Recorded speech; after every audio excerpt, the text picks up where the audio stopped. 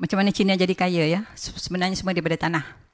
Tanah yang mereka perolehi melalui konsesi dan melalui apa orang kata di atas dulang emas, saya sebut di atas dulang emas, pemberian atas dulang emas dicagarkan kepada bank. Masa itu bank OCBC ya, sama Hong Kong Bank. Daripada cagaran itu dapat duit buat duit. Kalau nak tahu ya, duit buat duit, money makes money. Instant millionaire pun ada selepas dia cagarkan tanah tu. Jadi dari situlah mereka menjadi kaya raya dan boleh buat macam-macam perniagaan besar-besar. Jadi bukanlah maknanya mereka bekerja keras sangat.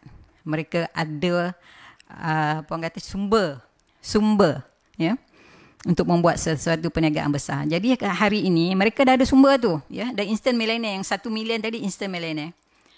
Dia kena anak cucu dia dah jadi berapa puluh juta pula jadi millionaire. Kita hari ni boleh kira dengan tangan berapa orang Melayu millionaire.